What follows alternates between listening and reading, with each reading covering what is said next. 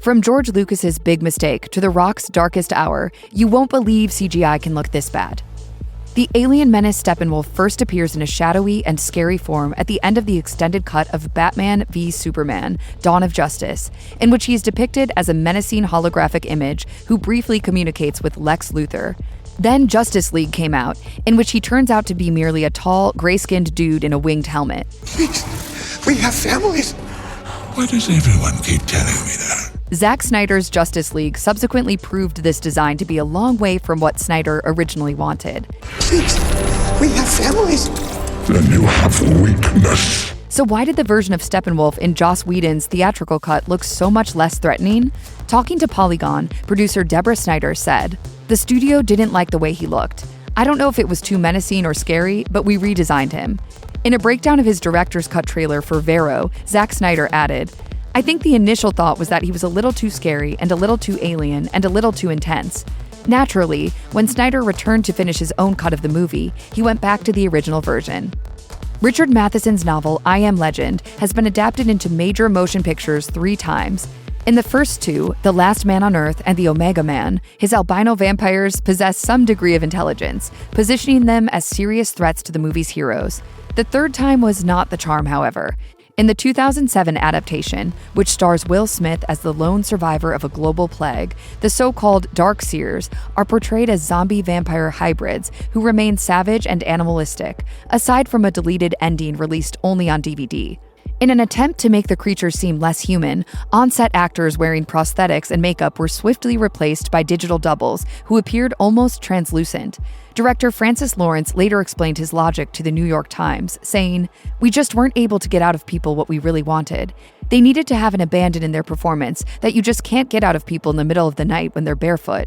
Unfortunately, the finished product doesn't hold a candle to the monsters of I Am Legend's predecessors. Around the time of the release of An American Werewolf in Paris, director Anthony Waller was convinced that he had some groundbreaking special effects on his hands. In a 1998 interview with Sci-Fi Universe, he even hyped up what he called the first CG werewolf in movie history. Stating bluntly that he did not think the visuals would age badly, he said, "The gap between the state of the art in 1987 and 1997 is much larger than the gap between 1997 and 2007 will be. We're getting closer to perfection. Once we can produce something that's absolutely 100% believable, you won't be able to improve on it." But time has been much harsher than Waller imagined it would be. There's no doubt that CGI seemed impressive when it was new and groundbreaking, and Waller was clearly dazzled by his own creation. Today, though, it just doesn't hold up. There's a storm hitting us in 6 hours. We're gonna find out who's who.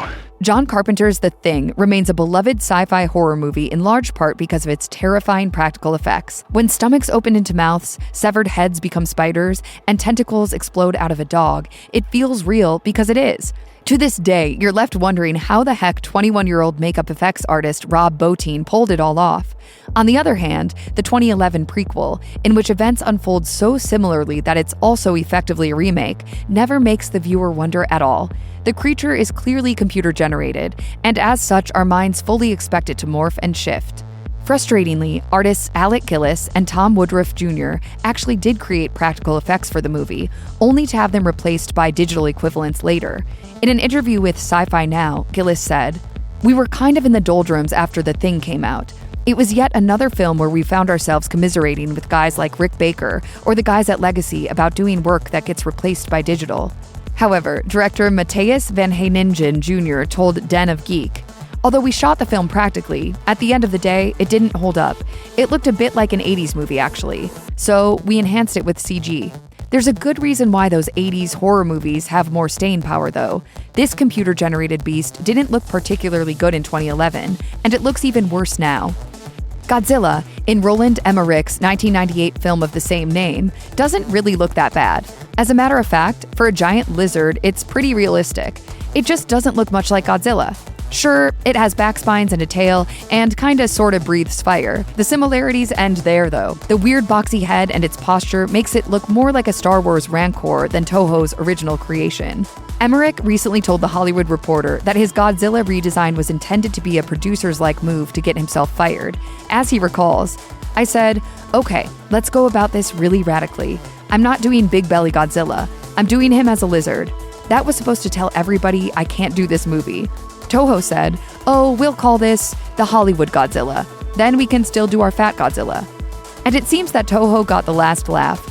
In his 2004 film Godzilla Final Wars, a version of Emmerich's lizard is swiftly defeated by the original monster. For die-hard fans, it's one of the most satisfying parts of a very satisfying movie. There are many digital creatures in Van Helsing, director Stephen Sommers' campy 2004 tribute to the classic Universal monsters. Many of them look good for the time. Some even hold up now. When allocating resources for a monster mashup like this one, however, it makes sense to put the lion's share into the main event players. The star of the opening act, Mr. Hyde, doesn't fare quite so well.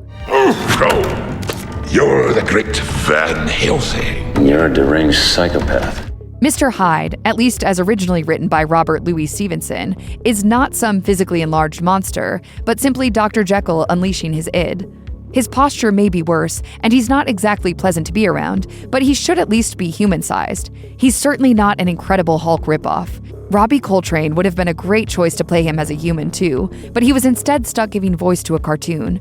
It's hardly shocking that Sommers wasn't faithful to the source material though, as none of the monsters in the movie are, nor did audiences expect them to be. However, in this case, going classic might have saved some money and credibility. For its time, the first Mortal Kombat movie was a groundbreaking mix of practical puppetry, CGI, and the type of wire work that was rarely seen in Hollywood at the time. The sequel? Not so much.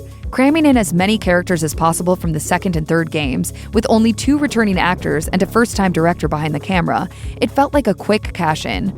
During production, however, star and choreographer Robin Shou was optimistic about its chances. He told Film Scouts, "Thanks to motion capture, we now have world-class martial artists battling CG characters.